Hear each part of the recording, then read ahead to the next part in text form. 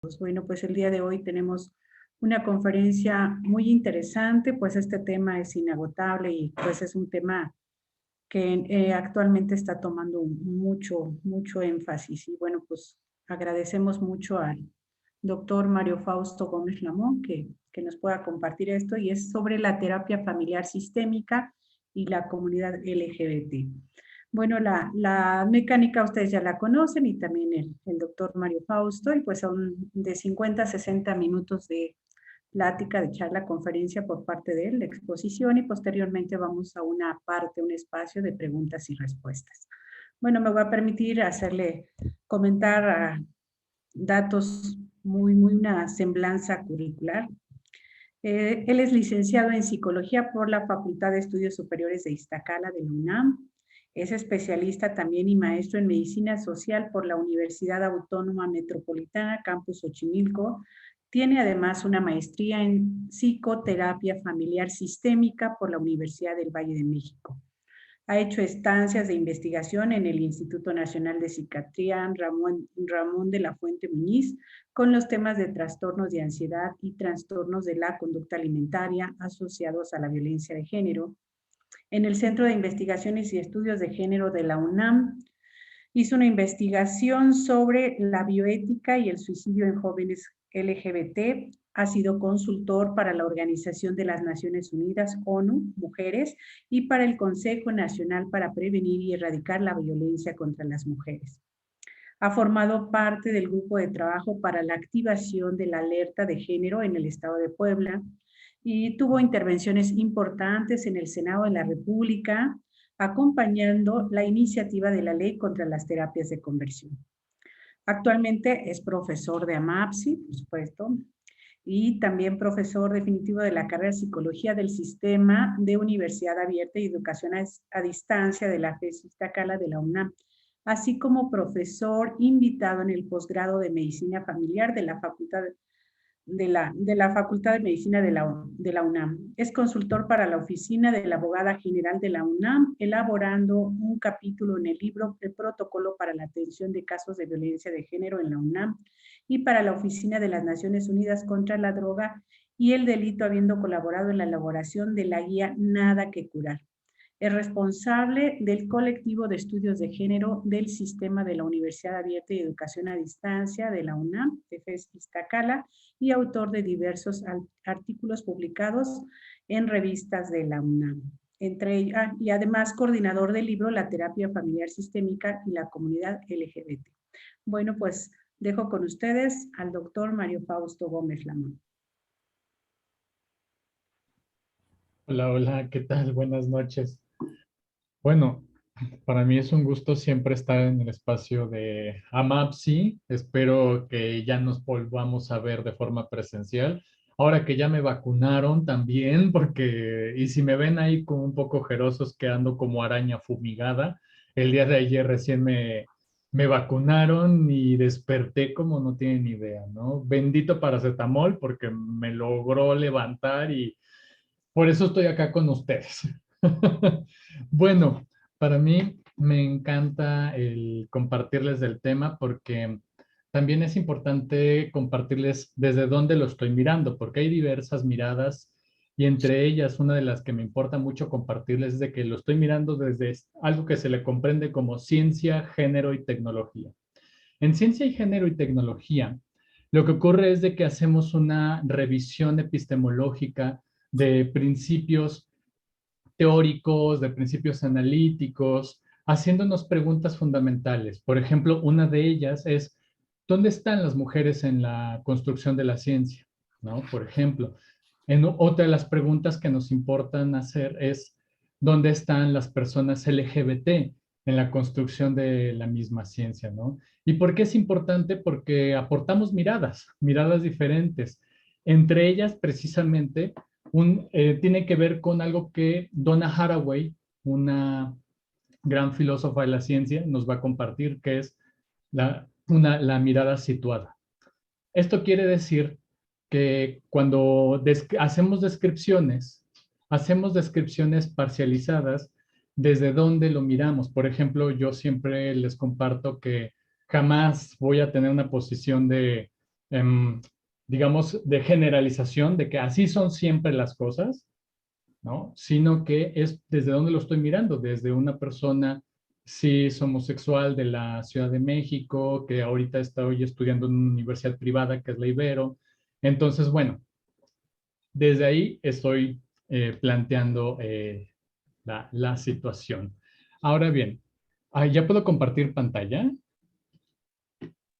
Sí, adelante. Buenísimo. Ah, todavía no puedo. ¿No? No, no, no.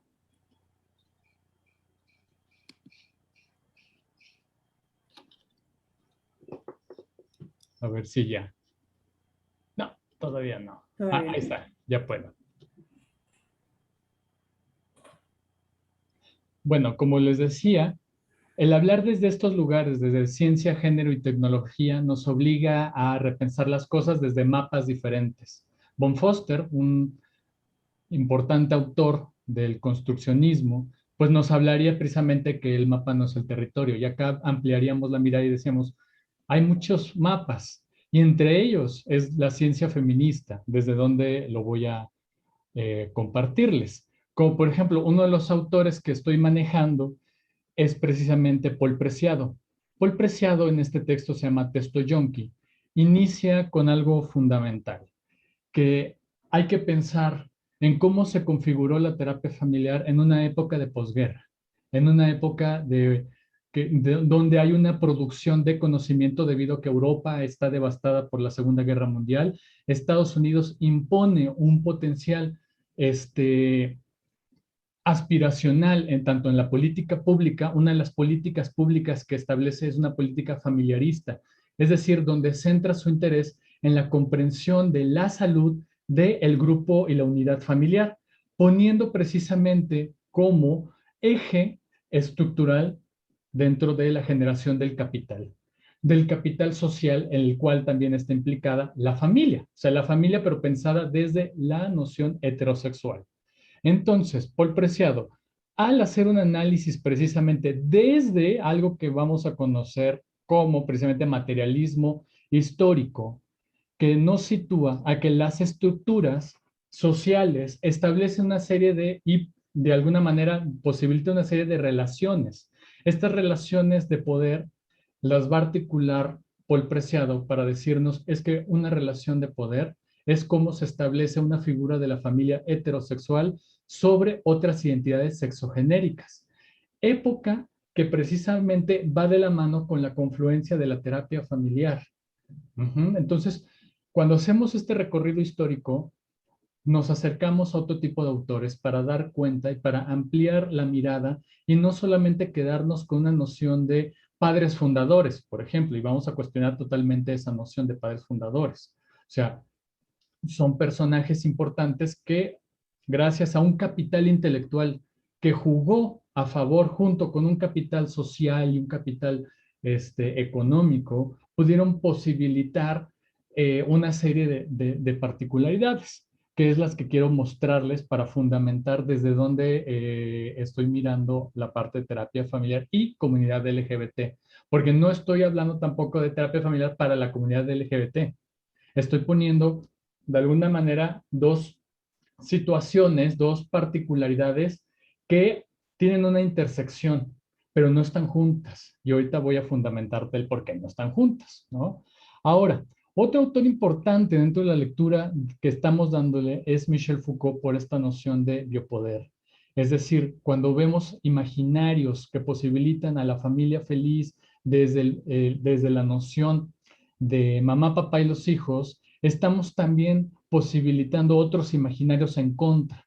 Quienes no pertenecen a esa noción, quienes son enfermos, ¿no? La construcción de las otredades. Ahora bien, hay que recordar un poco. Eh, Hay documentos que muestran cómo en Estados Unidos, en 1947, es lo que se conoce como la primera generación que tuvo contacto con los medios masivos de televisión. Entre ellos, precisamente, las familias que venían de la posguerra y que tenían contacto con una serie de programas que me parecen interesantes. Por ejemplo, y se me trabó la presentación. Ahí está. Es que no sé qué pasa, luego se traba. como por ejemplo The Sid Caesar Collection, ¿no? Donde nos hablan que esta familia americana tenía un contacto importante con los medios de comunicación. Ahora que estamos viviendo lo de la pandemia, los primeros meses de la pandemia, ustedes saben que se dio un reporte importante que el 80% de la población mexicana a las 7 de la noche, de 7 a 8 de la noche, que es el informe diario de la condición de la situación actual por COVID-19, pues reportó que el 80% de la población lo estaba mirando.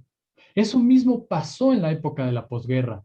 Las familias se juntaban para mirar lo que ocurría con los decretos del ejército de McCarthy. ¿Qué es lo que pasa en esas juntas del ejército de McCarthy? Pues que se anuncia por primera vez la palabra homosexual ante un caso de un soldado que tuvo relaciones homosexuales con un compañero del pelotón. Al sonarse esa noticia, se prolifera la noción de pederasta, de enfermo mental, y empieza a movilizar las opiniones sociales debido a que empiezan a haber una serie de programas televisivos donde empiezan a entrevistar a supuestos especialistas que hablan de la condición homosexual, ¿no? Entre ellos un psiquiatra que se llama George Polatin, ¿no?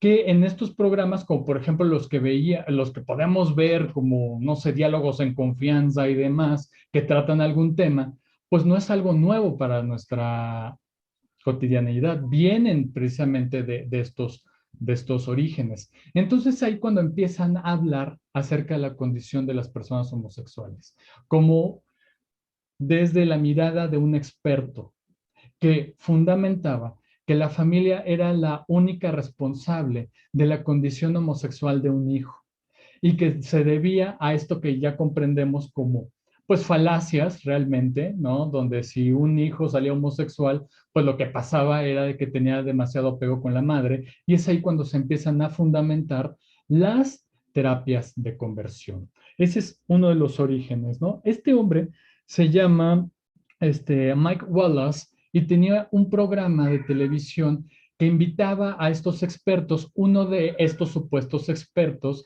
fue precisamente Charles Socaides. Charles Socaides es el padre de las terapias de conversión. A él se le adjudica cierta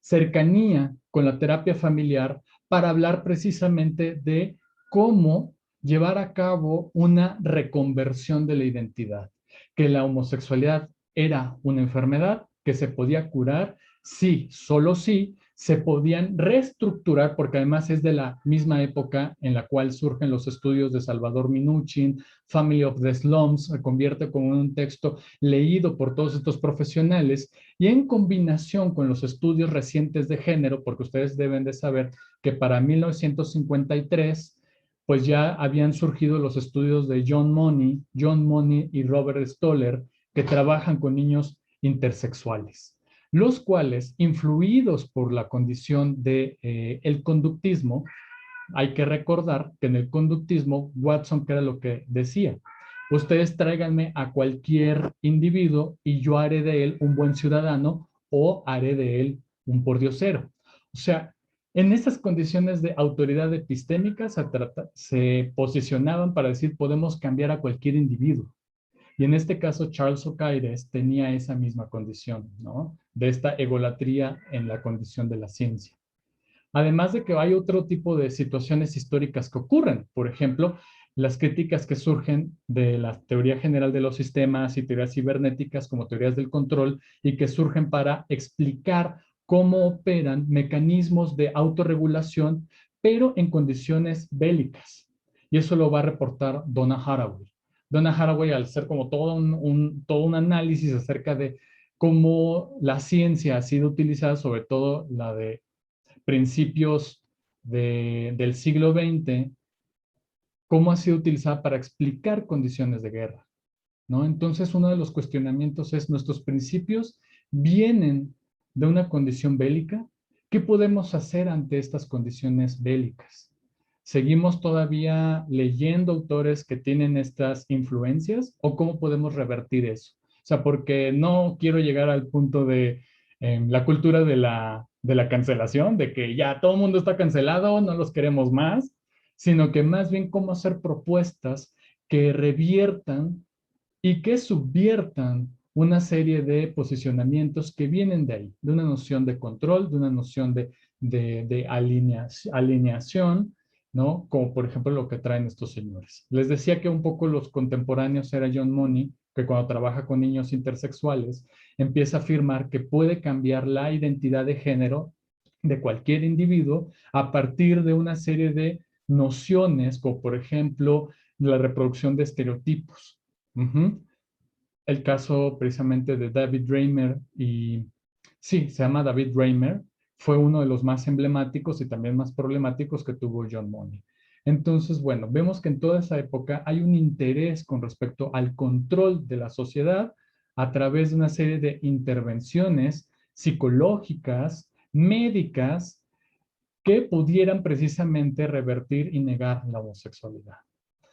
Y entre ellas se ven involucrados algunos textos de la terapia familiar, ¿no? Entonces, vemos que precisamente el día de hoy que estamos conmemorando una fecha histórica que es la despatologización de la homosexualidad en 1973 por parte de la organización, la Asociación Americana de Psicología y la Asociación Americana de Psiquiatría, porque anteriormente, en 1969, se da un estallido en una calle de Wall Street, bueno, no es Wall Street, es en Nueva York, perdón, se llama Stonewall, y en ese espacio, en ese lugar, se dan confrontamientos entre la policía y un grupo de personas LGBT, principalmente personas trans, donde despierta, si de por sí años anteriores les decía que en televisión habían aparecido esta situación del ejército de McCarthy, donde acusaban a los homosexuales de comunistas, acusación que sigue vigente. Un libro espantosísimo de un tal Agustín Laje, que se llama el libro rosa de la izquierda, empieza a hacer ese tipo de acusaciones nuevamente, ¿no? Acerca de que los homosexuales estamos más cerca de los comunistas y los comunistas son enemigos naturales de la condición liberal de Estados Unidos. Entonces, hay algo que tenemos que hacer con esa situación. Entonces, si ya habían esos antecedentes, 1969 vuelve a despertar el interés de comprender por qué existen las personas homosexuales y empiezan a haber una serie de juicios para comprender sobre todo estos juicios del ámbito de lo familiar, donde participaron tanto psicólogos familiares, terapeutas familiares, uno de ellos es Charles Silverstein, que ahorita voy a nombrar, y que precisamente empiezan a hacer un análisis sobre todo de estos casos de divorcio, donde uno de los integrantes de la pareja es homosexual y busca la guardia y custodia del pequeño. Entonces, ahí lo que el juez, en la mayoría de los casos, hacía, y es alguna práctica que se empieza a poner muy, digamos, muy habitual en Estados Unidos, son estos juicios para comprender y además ponerlo juicio público, porque después de 1969, pues eso se vuelve un estallido social y buscaban precisamente hacer reporte mediático de lo que ocurría. Entonces, estos juicios que se llevaban a cabo para determinar qué tanto una persona homosexual podía hacerse cargo de una criatura, de un infante, sin llegar a presuponer una enfermedad mental.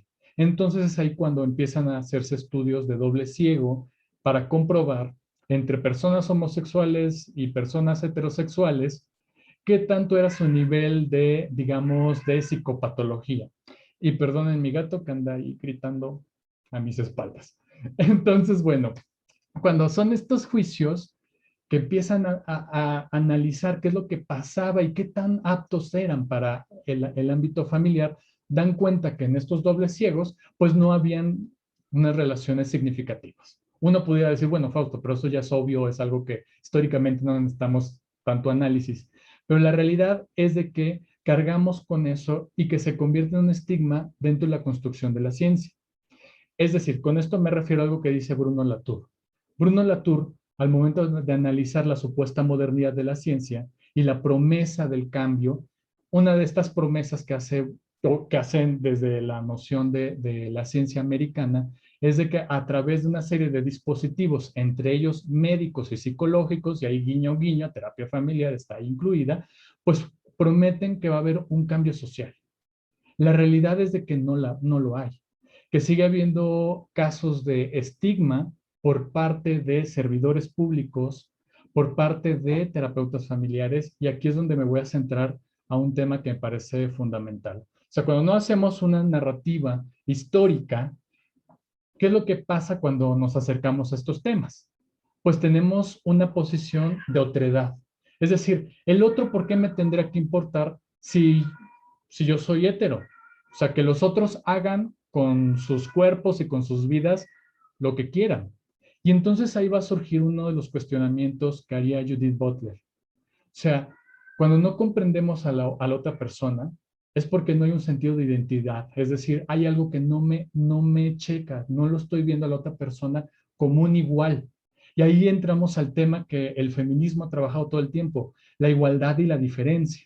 ¿En qué cosas somos iguales y en qué cosas somos diferentes? Y es aquí cuando entra dentro de la formación, y mis gatos se están dando con todo acá atrás, entramos en la parte de la formación que a mí me importa mucho, que es la persona del terapeuta. O sea, en la persona del terapeuta, más allá de explorar si en mi familia hay personas homosexuales, o cuáles son mis prejuicios favoritos, o cuáles son mis narrativas difíciles, yo pensaría que tendríamos que explorar cuál es mi posicionamiento ético frente a ciertos temas. ¿Por qué? Porque cuando estamos hablando de posicionamientos éticos, también estamos hablando de un principio bioético que es la objeción de conciencia, que se vuelve una arma de verdad muy complicada. ¿A qué voy con esta noción de objeción de conciencia? La objeción de conciencia opera en términos bioéticos de que reconoce que el servidor público, terapeuta familiar, cualquier persona que esté en contacto con personas y esté en el sistema de salud, puede precisamente ponderar el hacer un servicio o no a partir de su subjetividad. Es decir, si la persona tiene una creencia religiosa que cree que la condición homosexual es una enfermedad, entonces tiene el derecho de negarse de darle un servicio. Y creo que ahí podemos notar un problema con la parte de la identidad. Porque lo que se ha visto es de que si bien hay un conocimiento parcial, no voy a decir que sea un conocimiento que todo el mundo lo tenga, de objeción de conciencia, pero quienes lo tienen muy presente, lo utilizan para dos cosas. Y hay reportes que nos han compartido, sobre todo una amiga que es activista, es psicóloga, terapeuta familiar en Mexicali, ¿no? Que ha habido como todo una trifulca ahí entre terapeutas conservadores que dicen que la homosexualidad es una enfermedad y puede curarse, y que de hecho tienen la postura tan fuerte y la defienden a través de la objeción de conciencia. Y que a través de la objeción de conciencia, que retoman o conectan con la persona del terapeuta, que tiene todo el derecho de negarse a dar un servicio, que afirma una identidad que consideran que es patológica y que prefieren reparar el daño. Y ahí me metería incluso un texto buenísimo de Hannah Arendt cuando trabaja sobre el caso Henchman y habla de la banalidad del mal. La banalidad del mal tiene que ver con cómo, de alguna manera, nos negamos a hacer una reflexión profunda de nuestros pensamientos, nuestros propios sentires, y ignoramos el daño que le podemos hacer a una persona. Y no consideren el daño como algo incomprensible, ¿no? Como algo religioso incluso, ¿no? Sino que algo que está traducido con el odio. Y hay otra autora, se llama Sarah Ahmed, que dice es que el odio opera en varios sentidos, en señalar, acusar y desplazar a una persona. Entonces aquí mi pregunta es, ¿qué tanto hay terapeutas que practican la objeción de conciencia banalizando un daño sin darse cuenta de un odio que está ahí? Y me parecen afirmaciones muy fuertes, quizás porque uno puede decir, bueno, es que es más complicada la cosa. Es cierto, es más complicada la cosa, pero es un problema que no está resuelto, porque tenemos evidencia precisamente de terapeutas, por ejemplo, que terminan sus clases señalando a las alumnas que no pueden hablar del aborto, por ejemplo, que las parejas, sí, las familias homosexuales se podrán casar, podrán adoptar hijos, pero nunca serán familia. Y eso en mi estudio, cuando hice la maestría en medicina social y que entrevisté a terapeutas de la diversidad sexual en formaciones de terapia familiar en la Ciudad de México, sigue ocurriendo. O estos cambios de actitud en la relación con las y los estudiantes cuando revelaban en estos ejercicios de la persona del terapeuta su homosexualidad. Entonces, por eso lo menciono como un tema importante, más allá de aprender técnicas, tiene que ver con una parte de una reflexión acerca de cómo estoy entendiendo este conocimiento científico, cómo lo estoy integrando a mi propia vida y cuál es la ética que yo estoy trabajando en términos de deberes, es decir, yo estoy posicionado desde una ética deontológica. ¿Qué deber tengo yo con la otra persona? Que tiene que estar fundamentado desde un pensar y desde un sentir muy diferente a solamente un utilitarismo. Por ejemplo, me ha tocado cuando doy clases o he llegado a dar clases, porque ahorita ya no estoy dando clases a nivel posgrado de terapia familiar por un evento ahí desafortunado con una alumna, pero que me ayudó su pregunta que hizo, que tenía que ver con desde cuándo me volví justiciera social. Esta chica me decía. Y más allá de yo resentirlo como una burla, porque sé que venía desde ese lugar, me preocupa que no tengamos un entendido de justicia social, ¿no? Que no integremos en nuestra formación un compromiso que vaya más allá de generar otredades, de decir, es que son otros a final de cuentas, son otras familias, no tienen nada que ver conmigo, vienen con un servicio, es decir, con una práctica utilitaria, contractualista, ¿no? Por eso de ahí que defiendan demasiado, Fausto, es que ese no es un motivo de consulta. ¿Por qué tendríamos que tocar este tema cuando no es un motivo de consulta? El hecho de que no sea su motivo de consulta no significa que no se pueda tocar ciertos temas que estás viendo. Por eso hay una relación profesional en la cual hay una consulta sí, con un experto en cierto tema, pero si estás cuidando con la relación jerárquica y no te estás poniendo en una autoridad epistémica que guía supuestamente sus vidas, pues sí se pueden tocar ciertos temas, ¿no? Me ha tocado terapia familiar que llega, los papás son cristianos, con la hija que recién revela su bisexualidad y me piden a mí directamente, yo quiero que tú la cambies. Pero así, o sea, yo te estoy pagando para que tú la cambies a ella. Y entonces, pues ahí, si me voy con la cuestión de objeción de conciencia, yo me puedo negar a esa solicitud, ¿no? Y no estoy rompiendo ningún principio ético, al contrario, incluso es mi responsabilidad mencionar que eso es un delito. Entonces, hay una serie de preocupaciones que al menos me surgen a partir de estas lecturas que hago con respecto a la filosofía de la ciencia, sobre todo de la ciencia feminista y desde la ciencia, género y tecnología, ¿no? Donde hacemos esta revisión de cómo hay una reproducción de ciertos estereotipos. Por ejemplo, quienes hacen estudios de comunicación, que pudiéramos decir, eso también nos sirve para lo que son los estudios panorámicos, incluso los estudios sistemáticos de la producción de tecnología en terapia familiar, hay dos vertientes ahí bastante interesantes. Por un lado, una de ellas se pregunta, aquello que se escribe de la terapia familiar, ¿qué tanto supone que ciertos principios son aplicables a las personas de la diversidad sexual y no reconoce sus diferencias? Por el otro lado dice, hay un análisis de las diferencias, pero ¿qué tanto este análisis de las diferencias ahonda en la reproducción de estereotipos? ¿No? Y que de hecho este tipo de preguntas se las hizo Marta Minow con algo que se conoce como el dilema de la diferencia.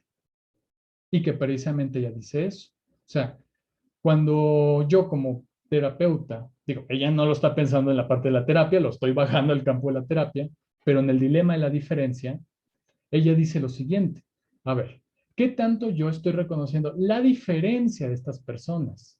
Ajá, ¿qué tanto yo estoy reconociendo? Porque si yo no reconozco esa diferencia y que esa diferencia yo la desconozco y que no menciono cuáles son mis sesgos, puedo estar ahondando en la reproducción de la discriminación.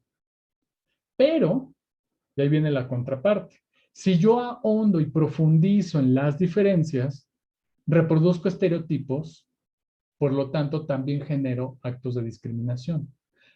Me podrían decir cuál sería el ejemplo de uno y de otro. En el ejemplo de no reconocer la diferencia, es precisamente suponer, ay, bueno, es que a final de cuentas todos somos humanos, todos sentimos lo mismo. Que de hecho ahí nos meteríamos toda la crítica, hay críticas de la filosofía de la ciencia sobre lo posthumano. O sea, que aquello que concebíamos como lo humano no reconocía a las personas de la diversidad sexual, la diversidad funcional, no reconocía a las mujeres. Entonces, creo que se entiende la parte, ¿no? O sea, cuando uno dice, bueno, es que no, acá no importa que me hables de tu orientación sexual, al final de cuentas todos somos humanos. No estoy reconociendo su vivencia situada, no estoy reconociendo su diversidad y sus diversas experiencias. Luego en el otro, que uno diga, ah, bueno, sí, es que yo ya sé que los homosexuales pues se la pasan mucho de fiesta, incluso llegan a drogarse mucho más que una persona heterosexual. Entonces ahí estás ahondando en una diferencia, incluso reproduce un estereotipo, ¿no? Y de hecho hay un manual que salió en Chile que se llama Terapia Multicultural con Perspectiva de Género y aborda muy bien como estos errores dentro de la clínica. Entonces, bueno, regresando a esta parte de los medios de comunicación, ya estamos viendo cómo ahondan como ciertos estereotipos, ciertos mensajes. Por ejemplo, les decía que si terapia familiar se empieza a configurar desde 1953 hasta 1980, que viene la época postmoderna, que de hecho nace de unas críticas también ahí de un surgimiento de un movimiento de bioética, porque la bioética empieza a denunciar las prácticas médicas raciales que habían tenido un grupo de científicos que habían suministrado a un grupo de personas afroamericanas de forma deliberada y ocultándoles a qué venía esa inyección, como por ejemplo lo de ahorita, ¿no? Que no sé si ustedes ya les vacunaron, a mí me vacunaron ayer, lo ando entre presumiendo y padeciendo, ¿no? Porque sí desperté bien mal. Pero bueno, pongamos la situación así, que en 1965, me parece, en Mississippi, que es una área de Estados Unidos de mucha migración afroamericana, africana, un grupo de médicos les dijo que les iba a medicar o les iban a inyectar para prevenir una enfermedad cuando no era cierto. Querían saber el proceso salud-enfermedad, incluso muerte, de la sífilis. Entonces les inyectaron a estas personas africanas el virus y murieron. Y entonces todo esto se levantó un estallido social que llevó a cuestionar precisamente los principios en los cuales se estaban fundamentando todas las prácticas de salud. Por eso no es casual que en los 80 se dieran precisamente todos estos movimientos posmodernos que cuestionaban precisamente aquellas instituciones que representaban al Estado. Ujú. Entonces, por eso, porque venían precisamente de un discurso de salud que venía como, por ejemplo, Ocean Harriet, decir es que esta es la familia blanca americana de los hijos, Father knows the best, Leave it to Beaver. Entonces empezaban a surgir una serie de discursos que no solamente son visuales, son discursos que posicionaban una estructura también incluso de higiene social. Aquí en México yo les pudiera decir que cuando se firma la construcción del Seguro Social 1944 y se lleva a cabo 1947, hay que analizar cuál es el escudo del Seguro Social, que en este impacto simbólico te está diciendo que el foco de la salud es la mujer, pero no cualquier mujer, la mujer que es madre y que da la posibilidad de que el padre sea ausente. Ajá, por eso en el escudo del Seguro Social es impactante ver a la águila que representa al Estado, que protege a la mujer madre, es decir, la mujer que es heterosexual y que conduce su deseo sexual a la heterosexualidad. Y que les puedo asegurar, porque también he tenido contacto con la especialidad en medicina familiar, que cuando estamos revisando sus principios teóricos, cuando están analizando estas nociones de función y disfunción familiar, que todavía lo revisan, una de ellas tiene que ver con que las mujeres que no tienen hijos son más problemáticas que las mujeres que sí tienen hijos. Y de hecho se nota mucho cuando hacen este descarte diagnóstico para comprender si esta mujer tiene, porque vamos a poner la situación de dos mujeres que llegan con una infección en vías urinarias. Entonces, para que hagan un descarte mediante esto que se le comprende como el ojo clínico o el descarte clínico, el preguntarse si esta mujer tiene hijos y esta que no lo tiene se vuelve determinante para ellos. Una que no tiene hijos y tiene estos síntomas, es más probable para ellos que esta mujer tenga una infección de transmisión sexual porque no tiene hijos.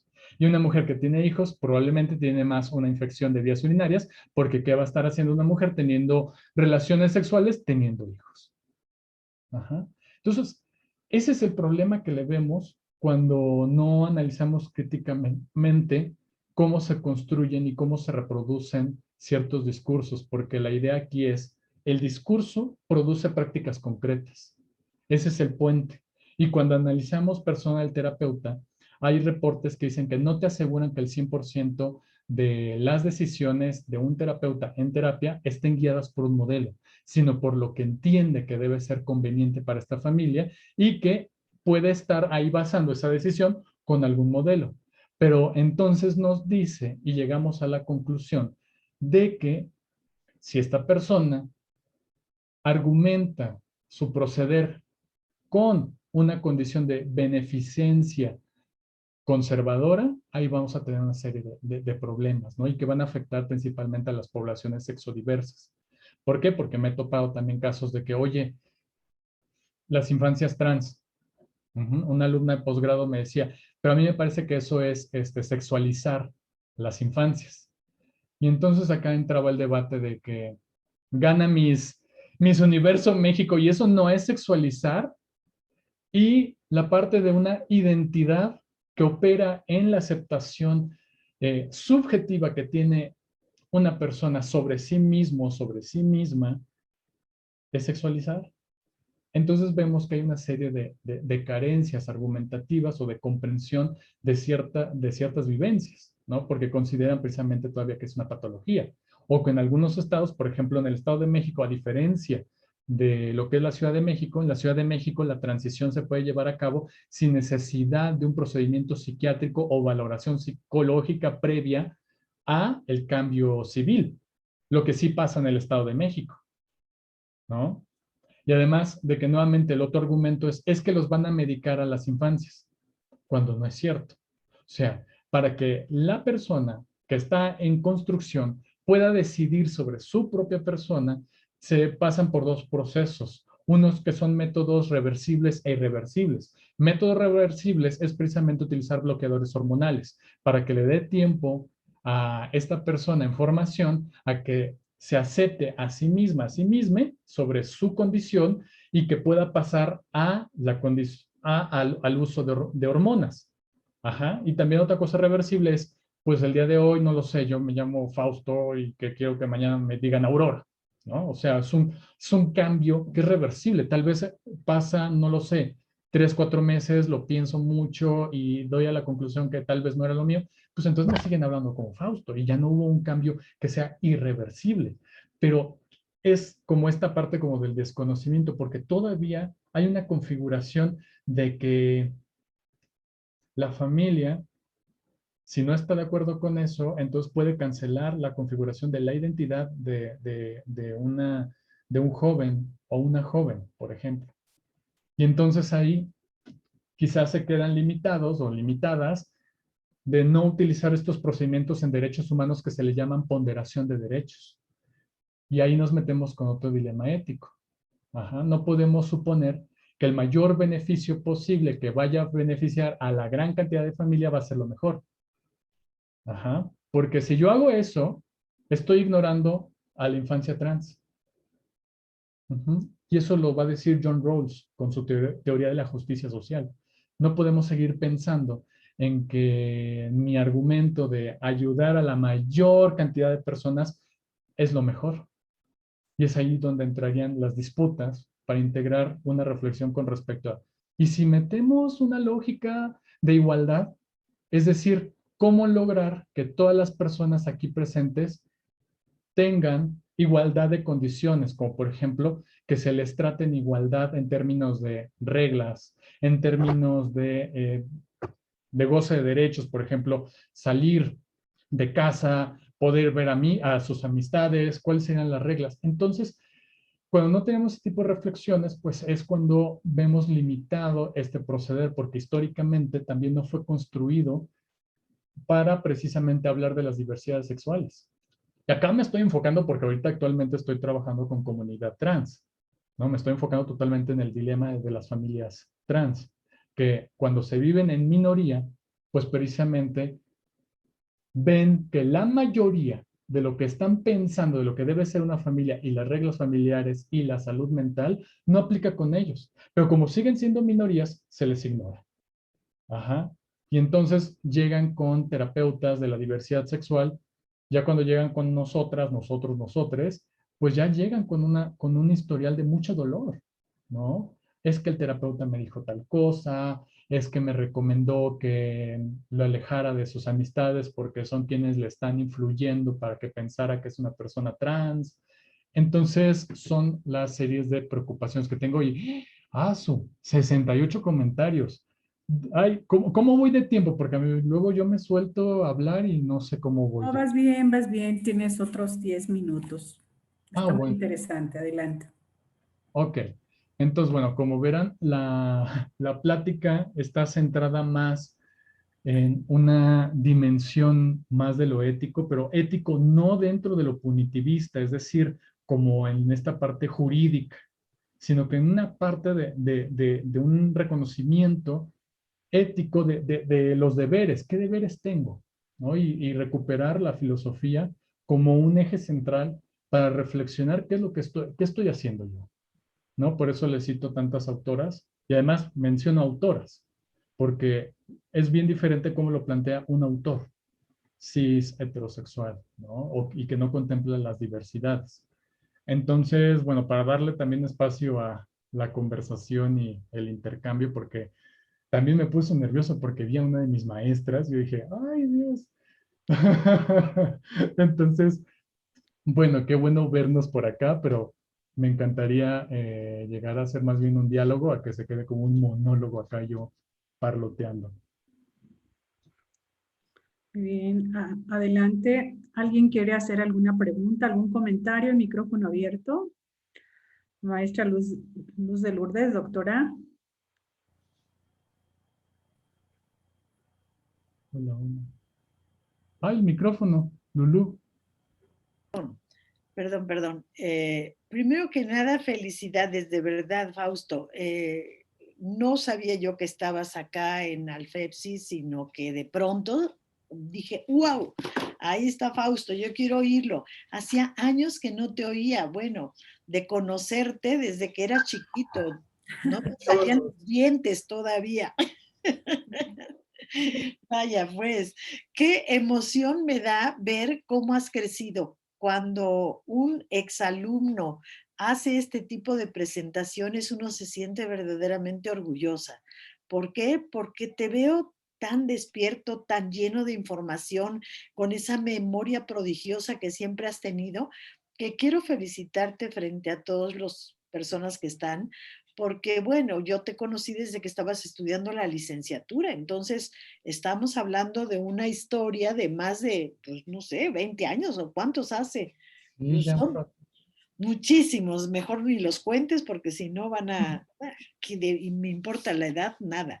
Mm. Pero de verdad, un gran gusto escucharte, Fausto. Has dado una cantidad de nombres que no alcanzo ni siquiera a tomarlos en cuenta porque me pierdo con tanta información que no estoy acostumbrada a escuchar tal cantidad de información, pero sí te felicito por todo lo que sabes, por todo lo que has crecido y por todo lo que nos puedes aportar. Mil felicidades, Fausto. No digo más, que ya es Gracias. bastante.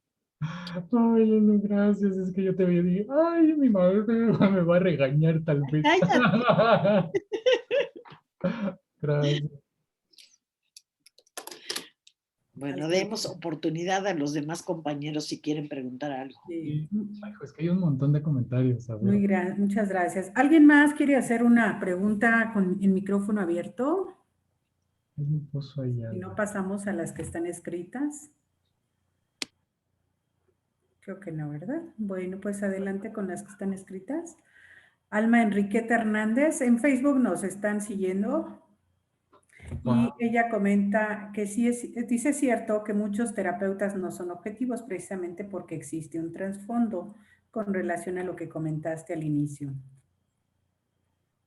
¿Sí? Estás ahí más bien para aportar la noción de objetividad. Me importa mucho compartirles, hay una autora, además de, se llama Sandra Harding, y ella dice, es que no hay que estar peleados con la idea de objetividad. Es decir, la objetividad no puede existir si no lo volvemos un conocimiento parcial. Es decir, en conocimiento parcial es reconocer desde dónde yo estoy trabajando. Y me refiero a, por ejemplo, con consultantes, mujeres cis heterosexuales, yo les menciono que hay cosas que me parecen difíciles de entender de lo que ellas están viviendo, ¿no? Porque yo fui criado como un hombre cis donde no vivo esas condiciones de opresión, pero que intentaré acercarme con el mayor respeto posible hacia ellas y que si hay algo que tengan que refutarme, ¿no? Incluso que se sientan a gusto, ¿no? Entonces, eso es lo que me interesa mucho, ¿no? O sea, decir que es que sí hay objetividad, pero esta objetividad es parcializada y además busca precisamente un conocimiento situado, que lo que estamos construyendo tiene que ver con los sesgos que yo tengo, con los sesgos que también ella tiene, ¿no? Entonces, es como ese intercambio que estamos haciendo. Entonces, la autora se llama Sandra Harding, por si quieren revisarlo. Muy bien, interesante. Lau Gabriel Ángeles, totalmente de acuerdo. Hablar o pensar en las diferencias entre seres humanos es proyección de nuestros prejuicios, de nuestras ideas de normalidad y anormalidad, y las ideas que a su vez reproducen estereotipos de conductas discriminatorias. Claro, quizás ahí en esa parte, pues como estamos entendiendo, e insisto otra vez, no quiero entrar a la cultura de la cancelación, de que, ese autor, no lo lean, es horroroso, no, nunca lo van a escuchar de mí, o al menos ya no, porque luego si uno se enardecía con ciertas cosas y andaba cancelando a la gente, no, sino que más bien comprender que las miradas están limitadas, todas están limitadas por clase social, raza, orientación sexual, y que no necesariamente estas dan o van a dar cuenta de las vivencias que no se acercan a lo que ellos y ellas están explicando. ¿No? Entonces, como que tener en cuenta eso, ¿no? De que muchas veces leemos algún texto y todo lo que nos está situando son familias de clase media, blancas, cis heterosexuales y que no necesariamente eso aplica para la población mexicana, por ejemplo. Entonces, por eso sí invitaría a la parte de que tenemos que publicar desde un lugar mexicano, ¿no? Desde un lugar local. Exacto. ¿Qué problema psicológico puede ocasionar a un niño o niña cuando es adoptado por una pareja homosexual? Pregunta Nokia 2. Pues ya hay estudios que han mostrado que no tienen ningún daño. El daño que les genera es más bien la homofobia. Es decir, cuando estos compañeritos van a alguna junta, los papás y las mamás de la diversidad van a alguna junta de la escuela y no permiten que la otra mamá esté porque tiene que estar mamá y papá. O sea, el daño que les hace no es su familia, es la gente de afuera que les señala y les desplaza. Entonces, ya hay muchos estudios que han demostrado precisamente que el daño psicológico que puede haber viene más bien de la gente que les discrimina y les violenta, ¿no? A tal grado del odio. Sí. Alma Enriqueta dice, excelente ponente. Daya, excelente presentación. Gracias por compartir tu mirada. Felicidades. Ismael, muchas felicidades. Me encanta tu presentación. Soy estudiante de psicología y quiero profundizar en estos temas.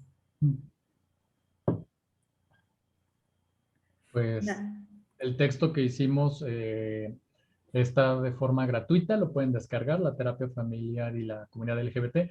No toqué muchos temas, de hecho casi nada del libro, sino una reflexión desde otro lugar, porque tampoco quiero generar como un audicuento, ¿no? Decir, bueno, o sea, sino que se lo van a leer, ahí está, no voy a repetir cosas que están ahí en el libro, ¿no? Sino que reflexiones un poquito, tal vez incluso adicionales. Hay una pregunta que me gustó mucho de Ernestina Hermosillo, si lo puedo Sí, leer. Si la claro. persona está de acuerdo, considera adecuada la terapia de conversión. Ojo, me parece fundamental esta pregunta. Y ahí tiene que ver la parte de reconocer una estructura social heteronormada que te está diciendo continuamente, por eso los medios de comunicación y el bombardeo continuo de que lo heterosexual es lo mejor, la sanidad mental está situada en la heterosexual. O sea, si tienes ese abordaje continuo, claro que tú vas a interiorizar una experiencia de que tú estás mal y entonces tú vas a solicitar eso. O sea, y aquí viene el principio ético. No está mal la persona que viene a solicitar eso, porque eso es producto de lo que está allá afuera, ¿no? Pero lo que sí es totalmente incorrecto y reprobable es de que el terapeuta se vaya por la tangente y que diga, bueno, si tú quieres, mira, acá entre nos vamos a hacer la terapia de conversión. Eso no es, ¿no? Porque entonces me está diciendo que no está reconociendo que hay una estructura social heteronormada que merma la calidad de vida de las personas de la diversidad sexual. Y ante esa parte de esa ausencia, ese nulo reconocimiento de un daño estructural, ahí viene la banalidad del mal, ¿no? O sea, no lo está reflexionando. Y la conducción adecuada sería decirle, oye, ¿sabes qué? Mira, y ahí entramos con psicoeducación si quieren. Hay algo que se le llama heteronorma y es lo que nos han dicho, es una mentira, ¿no? Que lo mejor, que la verdad está situada en la heterosexualidad y la heterosexualidad es salud. Claro que no es cierto. Entonces, la conducción adecuada es precisamente girar a una reflexión. Por eso hay maravilloso el Carlton con sus preguntas reflexivas, su entrevista interventiva que te sitúa en preguntas de reflexión. Entonces es invitar a la persona a reflexionar que no tiene nada que cambiar, no tiene nada que curar, porque no está nada mal, ¿no? Sino que es el allá afuera, ¿no? Nancy Francisco, excelente conferencia. Ismael dice, considero que hay mucha información respecto a este tema, pero aquí lo importante es hacerla conocer a los individuos. Carmen Mindy, creo que al no dejar que encuentren su identidad causa gran angustia en los adolescentes. De por sí en esta etapa de la vida los cambios pueden llegar a ser muy abrumadores. Si le sumamos este aspecto puede llegar a ser muy difícil de superar. Claro, ok. ¿Qué? Pues totalmente de acuerdo. Quizás ahí nos meteríamos incluso a esta noción de la incertidumbre. O sea, cuando lo que nos han dejado para bien los modelos postmodernos tiene que ver con abrazar la incertidumbre, entender que la incertidumbre es parte de la realidad cotidiana. Pero para entender la incertidumbre también tienes que entender tus certezas, ¿no? Y eso se lo aprendí mucho en un taller súper bonito la doctora Pauline Boss, que trabaja la pérdida ambigua, y que ella situaba precisamente la importancia de comprender la incertidumbre. Y es que eso es lo que pasa, quieren tener la certeza de que la identidad, y por eso andan cuestionando, oye, ¿y de verdad? ¿Ya intentaste tener novio? ¿O ya intentaste tener novia? Hombre, o sea, la parte si no son enchiladas, o sea, la parte de la incertidumbre es saber que hay espacios que no vamos a conocer a priori de nuestra propia identidad y que estamos en una fase también de exploración de nuestra corporeidad, porque los modelos clínicos que nos enseñaron hablaban de una realidad o una verdad situada en el cuerpo, en algo que le llamaban como la naturaleza, y eso es como un pensamiento muy aristotélico, ¿no? Es decir, la verdad está situada en la naturaleza, y la naturaleza es la heterosexualidad, y eso es un error, ¿no? Ya hay muchos estudios que comprueban que la biología incluso es muy incierta, ¿no? Muy bien, gracias. Silvia Ortiz y Miguel Ángel dice, es verdad, como dice la maestra Luz de Lourdes, una lluvia de autores que nos gustaría una segunda parte del tema.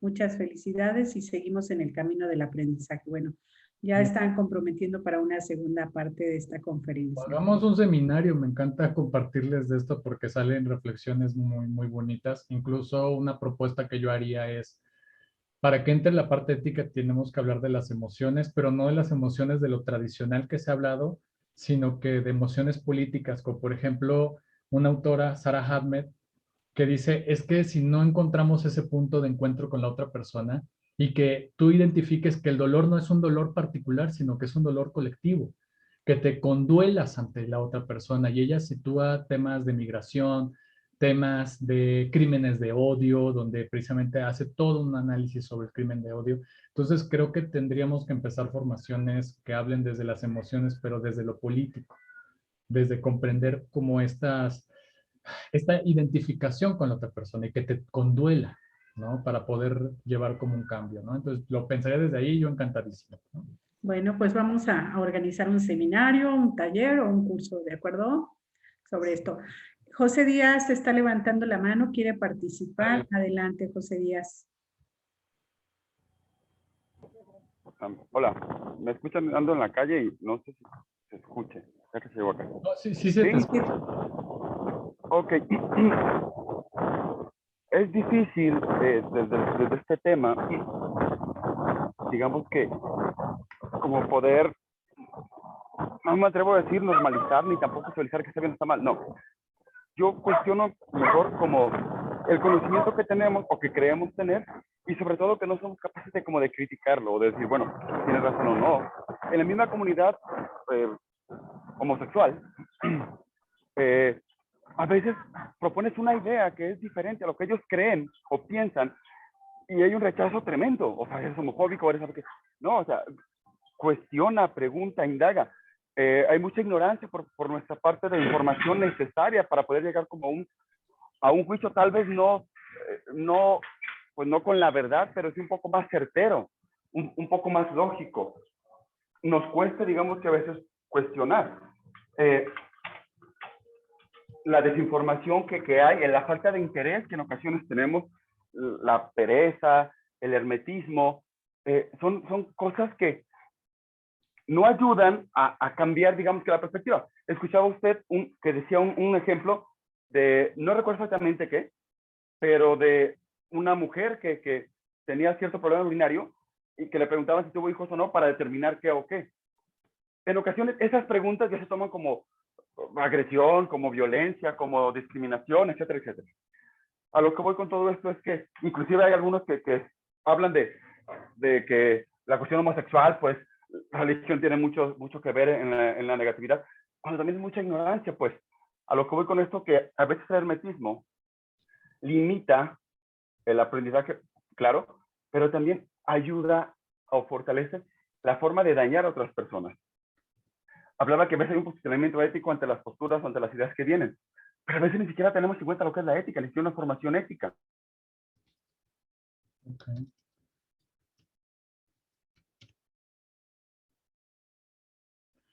José, corrígeme si me equivoco, lo que nos compartes es una reflexión, es una inquietud. Entonces, a partir de ahí, las demás diferencias, pues vamos a ver si hacen daño, si no hacen daño, y si no hacen daño, mi opinión, pues déjalos vivir. Pero el hermetismo y la falta de información o de crítica, en todos los aspectos, no solo heterosexual, sino homosexual, en todos.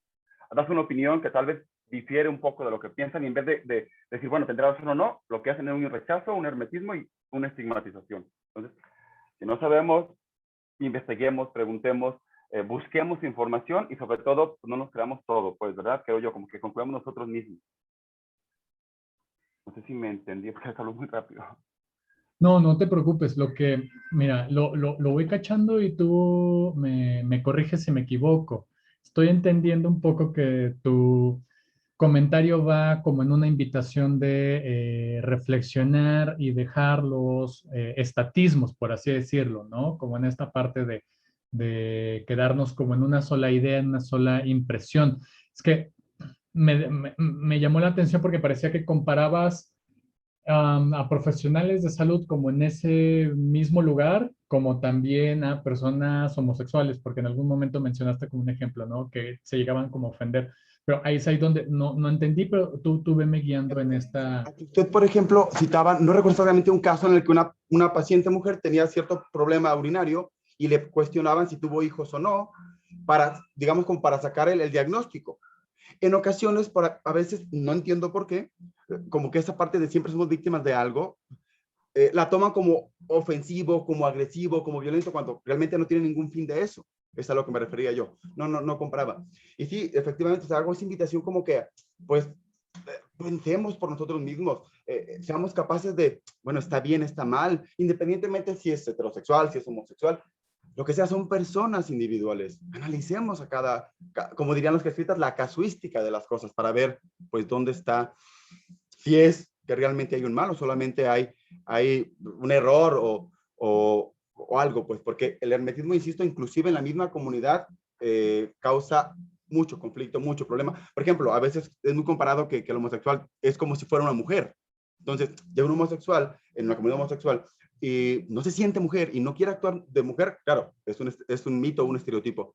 Y ya es rechazado, pues, porque no nos permitimos como abrirnos un poquito más a buscar, ¿saber? Y convencernos por nosotros mismos de lo que creemos. Claro, y el convencerme en un momento no significa que voy a estar para siempre así. Si hay una nueva idea que me convence, pues cambio, no quedarnos como estancados. Esa es como la invitación, pues. Porque a veces el tema es muy escabroso, ya tenemos ideas preconcebidas o prejuicios y no queremos tal vez cambiarlos o pensar diferente o actuar diferente. Le comentaba, usted hablaba de ética, de tener como, digamos, un funcionamiento ético, pero a veces ni siquiera entendemos lo que es ética. Y claro, bueno, yo pienso que esto es rojo, pero si después alguien me dice, mira, parece como azul, mira, si le ves aquí, acullá y ya, sabes que tiene razón, es azul. Y si viví 20 años creyendo que era rojo y luego veo que es azul, pues me equivoqué y me cambio, pues no cerrarnos siempre, porque eso causa muchísimo, no solo en este tema, sino en muchos. Ya te voy entendiendo. Gracias. No, sí, estoy totalmente de acuerdo contigo en esta parte de dejar el hermetismo como tener como una curiosidad, pero una curiosidad yo diría, no desde estos autores italianos, ¿no? Porque ya le veo como sus límites, ¿no? A la mirada de Gianfranco Cecchin y al otro señor, no me acuerdo ya cómo se llama. Yo lo pensaría desde una curiosidad interseccional, es decir, a partir de lo que yo desconozco, como por ejemplo, yo desconozco la vivencia de ser mujer, pero no significa que por eso me voy a negar a tener un trabajo cercano con mujeres, sino que les voy a compartir cuáles son mis sesgos, ¿no? Y de hecho parte de mi encuadre es ese, ¿no? De mencionarles de que se sientan lo más cómodas posibles de manifestar algo que de mis hipótesis que no les parezca, ¿no? Entonces yo creo que estoy totalmente de acuerdo contigo. Hay una pregunta que me pareció interesantísima acá en Facebook que dice Esme Elizondo. Mi gato, me va a llegar PETA y me va a dar de golpes porque van a pensar que estoy maltratando a mi pobre gato. Así es el de gritón. ¿Qué daño psicológico puede tener una persona que tuvo una relación sentimental con una persona transgénero y que no lo sabía? A ver, acá hay que tener nuevamente esta reflexión con respecto a cómo estoy planteando y dimensionando esto, porque inmediatamente estoy suponiendo que va a haber un daño, ¿no? En primero, como cualquier otro rompimiento, claro que van a haber una serie de consecuencias emocionales, ¿no? Como esta parte de el rompimiento de la expectativa, ¿no? Había un interés en común, había una construcción de un proyecto común y de plano, pues al momento de declararse la persona, pues trans, pues sí llega a haber como una serie de cuestionamientos que se hace, pero no estaría hablando de daño psicológico. De hecho, hay casos que son de verdad envidiables donde cuando se entera la pareja de que su pareja es trans, le apoyan, que reconoce, ¿sabes qué? Híjole, a mí me cuesta como entenderlo, pero quiero aprenderlo contigo. Y hay casos súper bonitos, ¿no? En ese sentido de solidaridad, porque se ven identificadas en, en esa interacción, ¿no? Entonces yo creo que ese es un punto importante, ¿no? No suponer que va a haber un daño, ¿no? Porque en dado caso, pues todo rompimiento tiene una serie de consecuencias, ¿no? Positivas y negativas, y estamos hablando del mismo terreno, ¿no?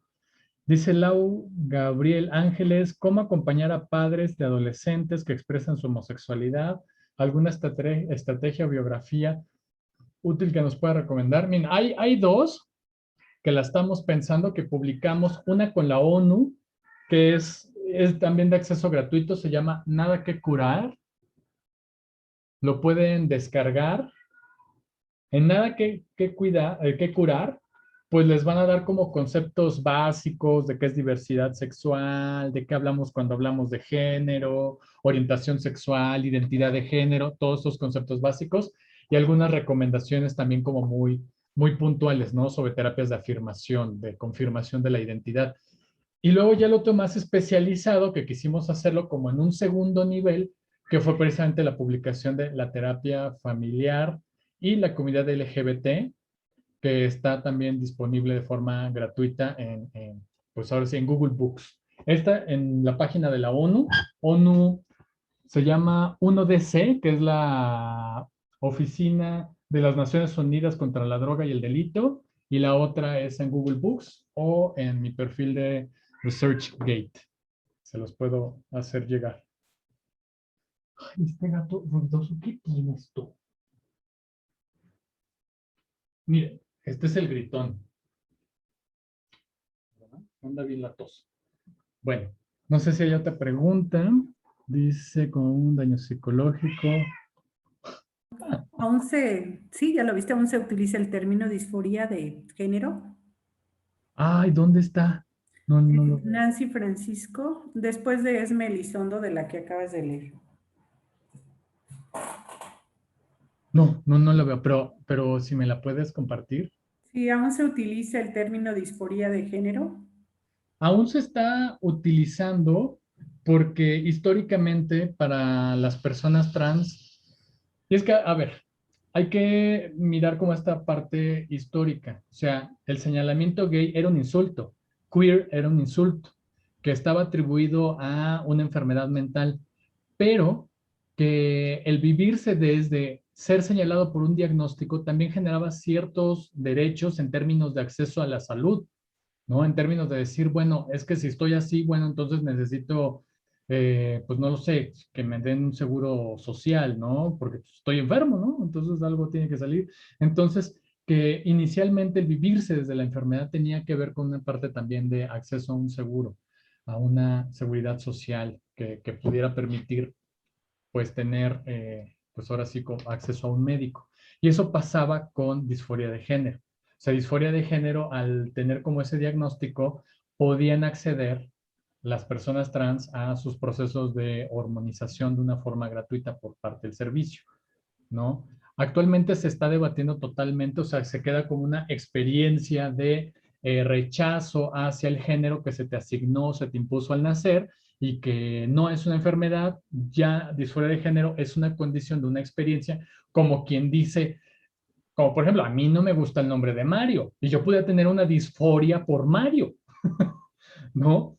Porque no me veo yo identificado con ese nombre. Entonces, que se lleva a comprender disforia como una experiencia simplemente de eso, de rechazo, por lo tanto tenemos que hacer algo para precisamente ayudarte a que tú te encuentres de la mejor manera, aunque hay personas que van a negar que les pase disforia, ¿no? Entonces, bueno, hay controversias con el término.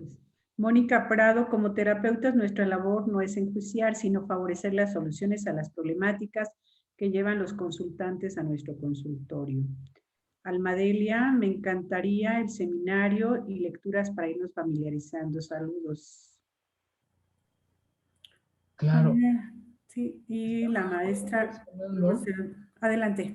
Perdón, es que escucho eso y me parece que es una forma de reducción, de reduccionismo sobre procesos que sí pasan.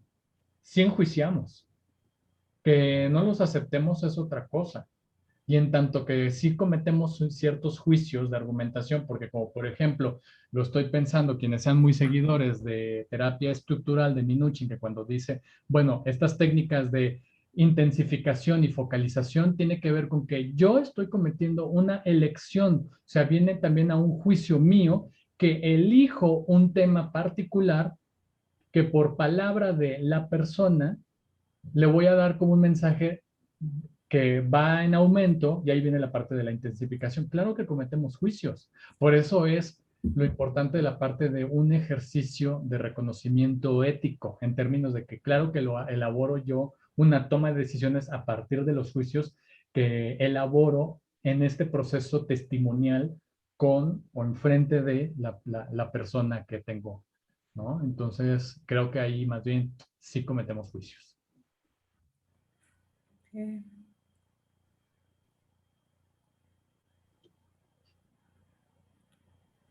Lau Gabriel, acompañar en el proceso de aceptación pensando en que se encuentran en contextos rurales y sus creencias religiosas son arraigadas. Ok, esa es una parte como súper importante. Salió hace poco precisamente en, no me acuerdo qué sitio de YouTube,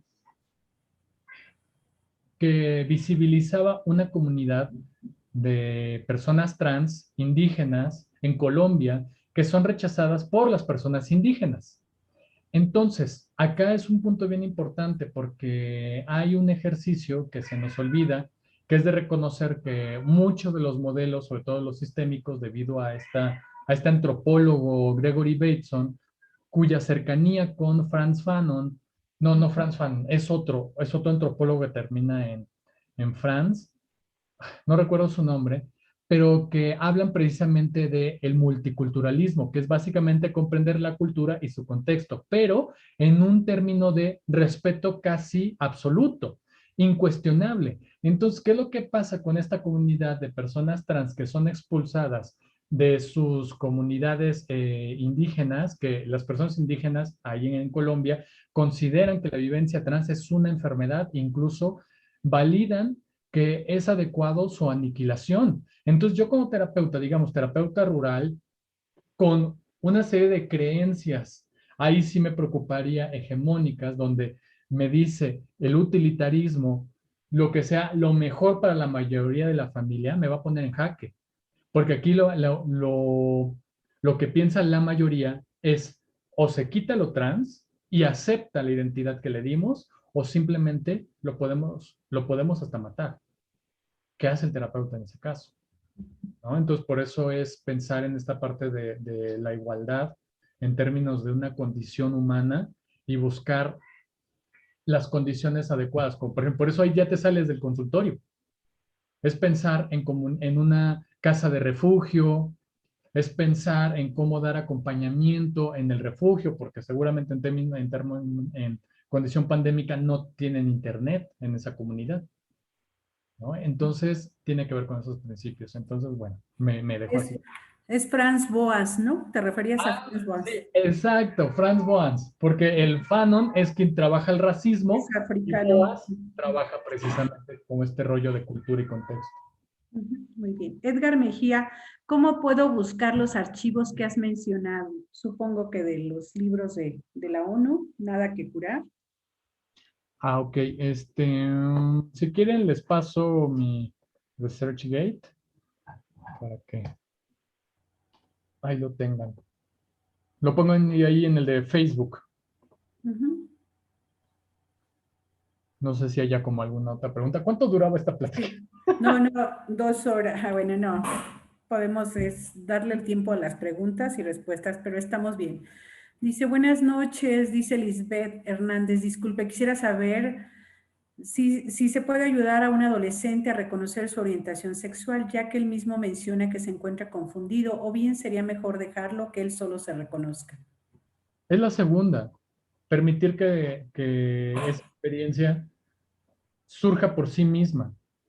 No es presionar, porque nuevamente está como este rollo de esas preguntas supuestamente inocentes, pero que causan mucho daño.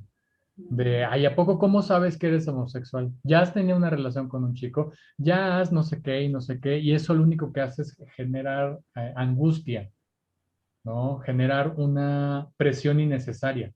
La persona no necesita ahorita definir su orientación sexual. Los conceptos de orientación sexual inicialmente nos ayudan como un parámetro conceptual para que la persona en su propio devenir, en su propio tiempo, diga, ah, tal vez tengo prácticas así como, por ejemplo, la diferencia entre orientación sexual y preferencia sexual, porque a mí todavía me genera ahí como Me da roña cuando todavía escucho que hablan de preferencia cuando es orientación sexual. Y hay una diferencia abismal.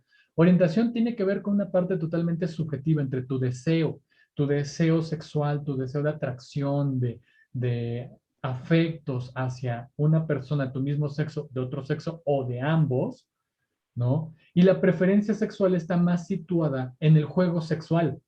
Por ejemplo, en esta parte lúdica de me gusta que me amarren, me gusta que me den de cachetadas, me gusta que me digan, o sea, a eso vamos con preferencias sexuales y esas preferencias pueden cambiar, pueden mutar. En algún momento me gustaba, no lo sé, que nos disfrazáramos de algo y jugáramos juegos de roles, pero llega un punto en que ya no me gusta. Ajá. Entonces, por eso la élite conservadora le quiere nombrar como preferencia sexual porque supone que es algo que está dentro del raciocinio y que puede ser modificado con una serie de voluntades racionales. Por eso hay una serie de estupideces que salieron, sobre todo de un autor en Jalisco, que con un libro horroroso que se llama Terapia Pastoral, ¿no? Que de hecho deviene de la orientación pastoral que existe en Estados Unidos, pero que está dirigida precisamente a una comunidad evangélica. Y que cuando tú ves un libro y ves el índice, y además eso debería ya denunciarse por plagio. O sea, copió y pegó totalmente los principios de la orientación pastoral en ese chingado libro, ¿no? Entonces, bueno, y le llama terapia pastoral. Y ahí tienen al baboso ese del, ¿cómo se llama? ¿El Frank? No, ¿cómo se llama? Este menso. Que de verdad no entiendo su existencia. Muy bien. Jess Méndez dice, se ha dado bastante en terapia, que primero tienen hijos y luego deciden ser pareja homosexual. Y hay una confusión en los hijos por las elecciones que tienen los padres o madres. Ok, pues es que en ese caso es nuevamente como yo me plantearía la pregunta, ¿no? ¿Cómo le hablamos a los niños sobre el divorcio? ¿Cómo le hablamos a niños y a niñas sobre la muerte? ¿Cómo le hablamos a niños y niñas con respecto a las diversidades sexuales? Porque ahí vamos a ubicar qué tanto tenemos un adultocentrismo impregnado, es decir, de suponer que no lo van a entender, suponer que es algo súper complicado para entender, e incluso llega a un punto también de ofensa hacia la racionalidad de los niños y niñas. Es explicar cuáles son las circunstancias, es explicar cómo cómo opera el deseo. A todos nos va a gustar a alguien, ¿no? Y no debería ser ese motivo de desprecio. Entonces viene más bien de la confusión de los adultos y no de los niños. Porque los niños luego lo entienden súper bien. Muy bien, ¿hay algunas películas que pudieras recomendar para sensibilizar a padres, a madres y de manera general a la sociedad sobre Vale, hay una colección, váyanse haciendo su propia colección, porque de hecho me acuerdo que mi querida José hizo una plática sobre cine terapéutico? exacto, cine terapéutico. Hay unos recomendables y otros no, dependiendo la circunstancia, porque luego me tocó que, imagínense, y esto no tiene nada que ver con el tema de ahorita, pero cuando hacía precisamente la tesis de licenciatura y mi directora pues fue Lulú, yo hice la tesis de licenciatura sobre consecuencias psicológicas de mujeres, mujeres mexicanas que vivieron un proceso de hospitalización psiquiátrica debido a violencia de género. Entonces, estaba yo en un grupo de mujeres, ¿no? Que vivieron violencia y una de ellas le recomendaron ver El Cisne Negro. Bueno, la pobre mujer regresó con llanto, híjole, muy mal, la rompió la película porque es tremenda la película, ¿no? Entonces, bueno, cuando hay estos procesos de identificación, nos llegan a romper, ¿no? Películas, como por ejemplo, para comprender esto que les estoy mencionando acerca de la identificación y la construcción de la otredad y cómo a veces vemos distantes a las personas de la diversidad sexual y los efectos que puede tener ese tipo pues ahora sí, sentipensares, es la de Plegarias para Bobby. No sé si la vieron alguna vez, está basada en un hecho real de una familia religiosa, la familia precisamente de este niño llamado Bobby, que cuando se asume homosexual, la mamá, muy apegada a la iglesia, considera que está mal y lo lleva a múltiples terapias para que lo cambien, resulta que se muda, te empieza a tener un novio, cuando se muda, el novio pues le fue infiel, como cualquier experiencia humana de pareja, regresa muy melancólico a casa, pero ve que el rechazo de la mamá se incrementa porque ya ves, eso es pecado, ahora te sientes súper mal por eso, el niño termina suicidándose. Ya les spoileé mucho, pero pues de todas maneras en el principio te explica de qué va la película. Y te habla precisamente de eso, para que tú puedas romper con esas nociones de distancia emocional con respecto a las personas LGBT y está basado en un hecho real. Otra que salió hace creo que 2 años, se llama Corazón. Ay, espérenme, acá la tengo. Voy, estoy acá. Sí. Corazón borrado, que es una situación de una familia que lleva a su hijo a una terapia de conversión, ¿no? Entonces te va narrando cómo son las terapias de conversión. Y de hecho les recomendaría, no sé, estoy asumiendo demasiado, pero tal vez tengan Netflix. En Netflix hay una serie que se llama Haunted y que por lo general es de terror, o sea, son narraciones de personas que se sientan, son familiares y empiezan a hablar de un suceso paranormal que vivieron. Uno podría decir, bueno, Fausto, ¿por qué tiene que ver eso con esto que me estás diciendo? Bueno, en la versión americana, en la temporada 2, y creo que es el capítulo 3, o sea, así de ñoño soy con estas cosas, el capítulo se llama Fui secuestrado por una secta. Y entonces es un chavo que va narrando cómo él, al identificarse como homosexual y vivir en una comunidad de ultraderecha, vive precisamente un proceso de terapia de conversión y te va narrando precisamente esto que dice esta Hannah Arendt. O sea, lo sorprendente de los actos más crueles no vienen de monstruos, vienen de personas comunes. No hay nada sorprendente o, digamos, extradimensional en la maldad. Viene de los actos más concretos de personas comunes. Entonces yo creo que eso es la parte, por eso tiene mucho sentido la parte que esté en un programa de terror, ¿no? Porque no estamos hablando de espíritus, o sea, aquí pareciera que te dice, dan más miedo los vivos que los muertos, ¿no? No sé si haya otra preguntita porque ahí ya le perdí. Hay una película que se llama La vida, no, La vida rosa. Ah, Mi vida en rosa. Mi vida en rosa. Okay. Es de un chico no binario. ¿Cómo ves esa Muy película? bonita, muy bonita, muy recomendable.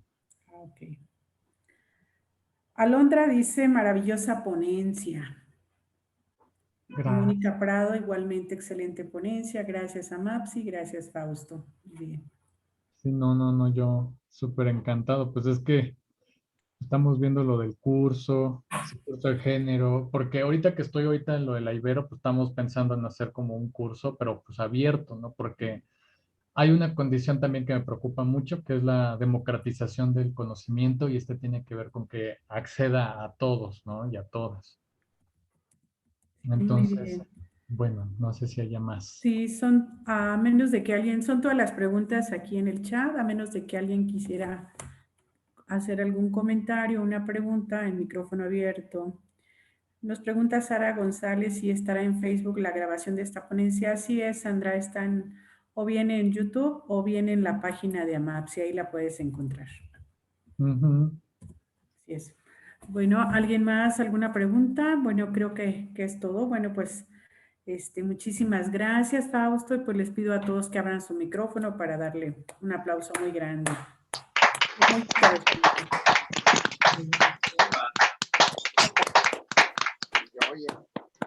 Como siempre, y estaremos haciendo la segunda parte de esta. ¿Te parece? Ya lo embarcamos.